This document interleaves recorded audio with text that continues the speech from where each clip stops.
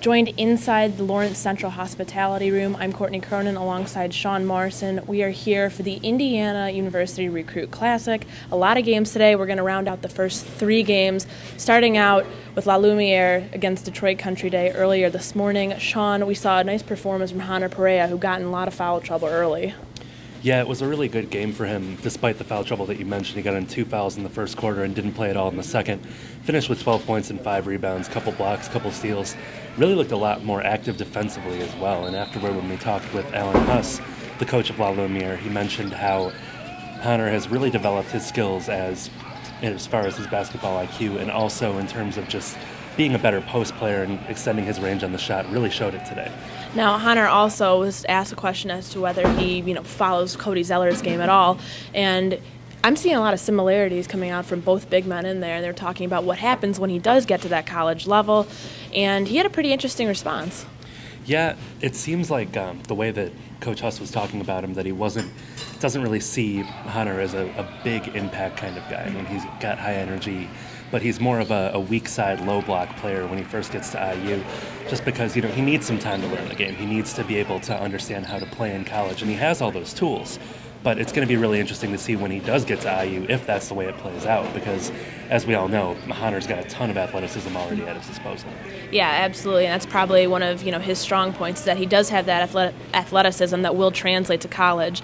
But we've got to be able to see a bigger performance from him coming off and crashing the boards. Only 5 rebounds in the night, and that's kind of those are lower numbers than what we expect from a guy like Hunter Perea with his size.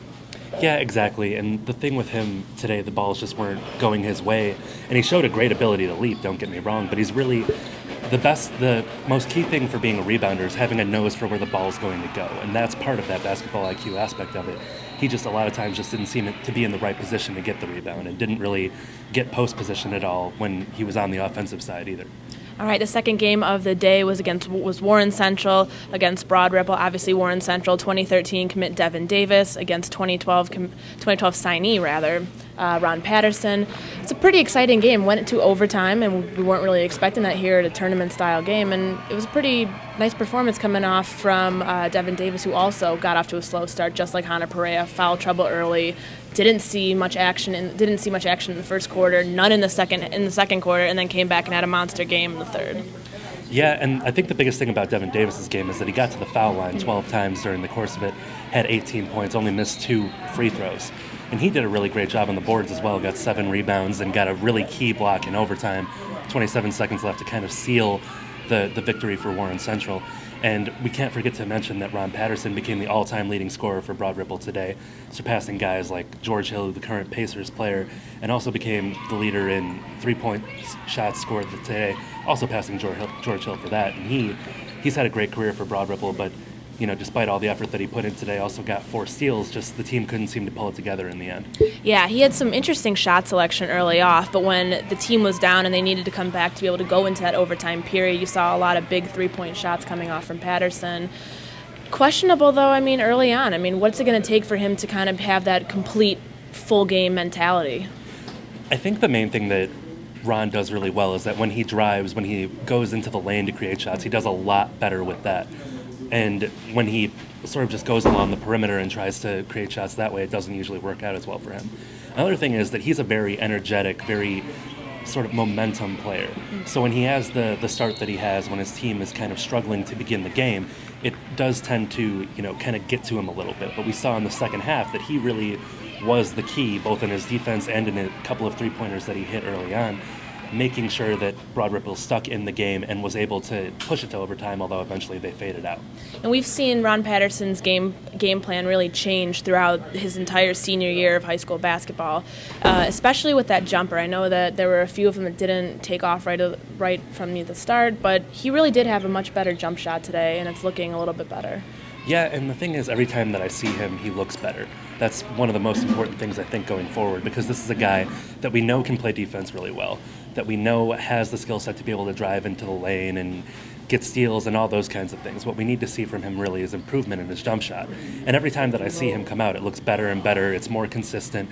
Today we saw that a little bit, and just going forward, it's not going to be so much the form of it, but rather making sure that he gets the same sort of arc on it. as he works on improving that jumper a little bit more. Devin Davis winning the MVP award for Warren Central today, 18 points and 7 rebounds along with 4 assists. A pretty big day for him, who had coming off from a really slow start. The third game of the day, however, guys from the same recruiting class, a 2014 class, that was Trey Lyles and James Blackman, obviously, Arsenal Tech versus Fort Wayne Bishop Luers. A really interesting game coming off right off the bat. Both were going toe-to-toe with each other. Yeah, and we saw that James Blackman went down a little bit later after that, which was kind of a disappointment because I was really looking forward to seeing those two go at it. But just the way that they battled back and forth. I mean, Trey Lyles had a career day today, career high 33 points throughout the game, 18 rebounds, just a fantastic game for him. James Blackman, while he was out there, had 10 points and really did a good job of dictating his team's play, looked really good with his handle. And, I mean, all credit to Trey Lyles. He did a fantastic job of just keeping his team in it while everybody else was starting to work their way into the game. I mean, he had a double-double by halftime. That's something that you won't see from many players in the country, and even disregarding his class. Taking a step back there, I spoke with James Blackman after the game. He said that his knee is feeling a little bit better, but he was feeling that he could have been able to go in for the second half of the game, but trainers were saying, got a long season to go from here on out. You don't want to risk it at this point. But he said, it was a really cool opportunity to be able to see Trey get that career high in an absolute monster day for him on the boards. Yeah, and those 18 boards, the most impressive part about it was that he wasn't just getting them on the defensive end. And yes, he might have been taller than everybody else, but the really important thing was just him getting position, not only defensively, but offensively. I think eight of those boards came on the offensive end, which is really saying something about the way that he sort of finds his way into the holes, sets himself up, and gets a body on someone. He got most of his points off of putbacks and things like that, but early on, he started out by making 2 3-pointers right out of the gate. This kid's got a lot of versatility in his game, and he's just so smooth when you watch him. It looks so effortless to him, and that's big coming out of someone who's a sophomore right now. Absolutely. That's probably the key point that you can make out of that argument. He's still so young, and if he's the leading scorer on this team at this point, he's putting up double-doubles, averaging a double-double every single night he's playing high school basketball this year. You can only wonder what's going to happen for him in the future. Yeah, and that's the most exciting part about both of those kids. I mean, we didn't see that much of Blackman today, but they're guys that fill up the stat sheet, and they're still have 2 years to develop before they even have to sign with IU, let alone coming to IU to play. And all these players, I mean, you've looked at them, you see the potential that they have just from watching things today, that you've got some bright days ahead for IU basketball. And there's a ton of work that can be done with those players, but at the same time, there's also a lot that's already been done despite how young they are.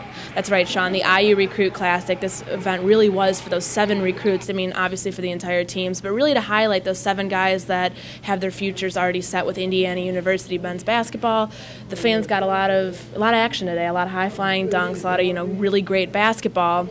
Fourth and final game of the day is coming against Cathedral High School and Lawrence Central. Obviously, that's Colin Hartman for Cathedral and Jeremy Hollowell, who's out there right now having a monster night for Lawrence Central.